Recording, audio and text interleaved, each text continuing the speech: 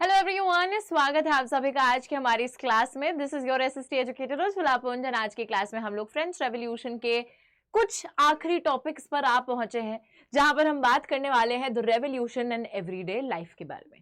यानी कि बच्चों, जब रेवोल्यूशन फ्रांस में आता है तो आप लोग तो सोचेंगे कि मैम रेवोल्यूशन आया लेकिन फिर तो डिक्टेटरशिप ही आ गई, तो क्या ही फायदा है। लेकिन इस रेवोल्यूशन के आने से जो रोज मर्रा की लोगों की जो जिंदगी थी उस पर क्या प्रभाव पड़ा है, उसमें क्या चेंजेस आए हैं। कुछ तो चेंजेस आए होंगे। So we will talk about those changes that happened in people's lives. उनके जो रहने का तरीका है, जीने का तरीका है, सांस लेने का तरीका है, कैसे वो सारी चीजें बदलती हैं रेवोल्यूशन के आने से। Let us talk about that in this topic. तो देखिए, सबसे पहले यहां पर हमें पता चलता है कि the revolutionary governments took it upon themselves to pass the laws that would translate the ideals of liberty and equality into everyday practice। अब बच्चों, जो रेवोल्यूशन के बाद सरकारें बनती हैं, उन सरकारों को ऐसा लगता है कि जो आइडियल्स हैं, जिसके बेसिस पे फ्रेंच रेवोल्यूशन को लड़ा गया है, यानी कि लिबर्टी, इक्वालिटी, फ्रेटर्निटी, है ना, तो इन आइडियल्स को हम लोग ये नहीं कि सिर्फ बोल रहे हो आप कि हाँ आजादी होनी चाहिए, समानता होनी चाहिए, भाईचारा होना चाहिए, नहीं, इन सब चीजों को एवरीडे प्रैक्टिस में उतारिए, इनको इंप्लीमेंट कीजिए। यानी कि अपने समाज को आजादी दो, अपने समाज में समानता लाओ, लिबर्टी लाओ, इक्वालिटी दो, ठीक है। तो वो सारी चीजें होनी चाहिए। तो उन चीजों को एवरीडे प्रैक्टिस में उतारने की कोशिश भी यहां पर करी जाती है हमारी रेवोल्यूशनरी गवर्नमेंट्स द्वारा, ठीक है।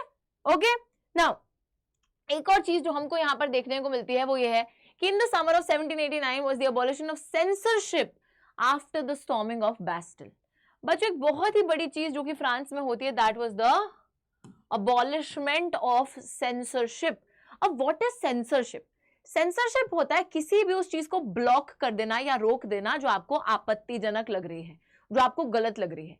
जैसे कोई भी मूवी आती है, आपने सुना होगा कि एक सेंसर बोर्ड होता है, तो हमेशा ना मूवी रिलीज होने से पहले सेंसर बोर्ड देखता है।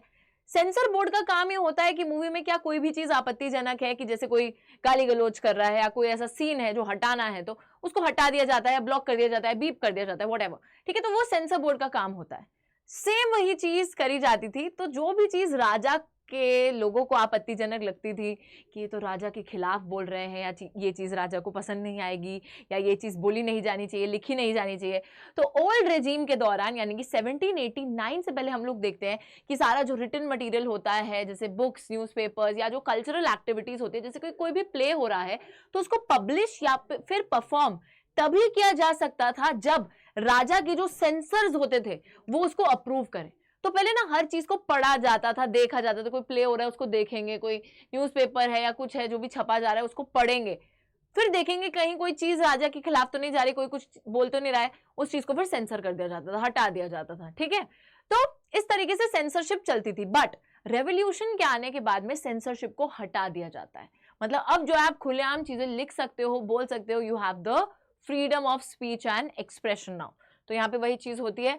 हम लोग देखते हैं कि अब जो declaration of the rights of man and citizen को इंट्रोड्यूस करा गया था, it proclaimed the freedom of speech and expression to be a natural right. Natural right क्या होता है कि एक ऐसा अधिकार है जो आपके पास बाय बर्थ है ना। Freedom of speech and expression, कि आप जो बोलना चाहते हो वो बोल सको, आप जो व्यक्त करना चाहते हो, एक्सप्रेस करना चाहते हो, उसको एक्सप्रेस कर सको, और आपकी उस चीज पे रुकावट नहीं होनी चाहिए, कोई भी विपदा नहीं होनी चाहिए, कोई मतलब रोक नहीं होनी चाहिए।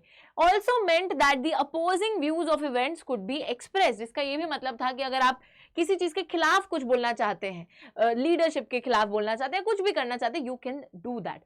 अपोजिंग व्यूज जो है वो आने ही चाहिए। अब ऐसा तो नहीं हर चीज बहुत अच्छी अच्छी चल रही है ना। तो अगर किसी का मन भी करे कुछ बोलने का, तो वो बोलने की उसको आजादी हो, उसको एक्सप्रेस करने की फ्रीडम होनी चाहिए। तो हम लोग देखते हैं कि ये सब आने से फ्रीडम ऑफ प्रेस का मतलब था अपोजिंग व्यूज एक्सप्रेस हो सकते हैं।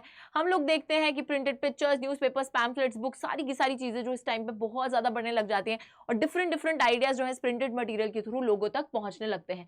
So people also get like, एक तरीके से होता है ना कि एक्सपोज हो गए हो आपकी, बहुत सारा प्रिंटेड मटेरियल अब आपको मिल रहा है, जहां पर आप भी, अगर आप भी चाहो कुछ व्यक्त करना, आप भी व्यक्त कर सकते हो, और जिन लोगों ने अपने ख्याल व्यक्त कर रखे हैं उसको आप पढ़ भी सकते हो, और एक आइडियोलॉजी भी फॉर्म कर सकते हो, अपनी थिंकिंग को और ज्यादा डेवलप कर सकते हो। तो वो सारी चीजें आती है। पॉलिटिकल फिलोसोफर्स भी आते हैं जो कि बहुत सारे आइडियाज, लिबर्टी, इक्वालिटी, जस्टिस, इनके बारे में बातें करने लगते हैं, और फिर एजुकेटेड लोग उनको पढ़ते हैं और कहीं ना कहीं और एजुकेशन हासिल करने लग जाते हैं।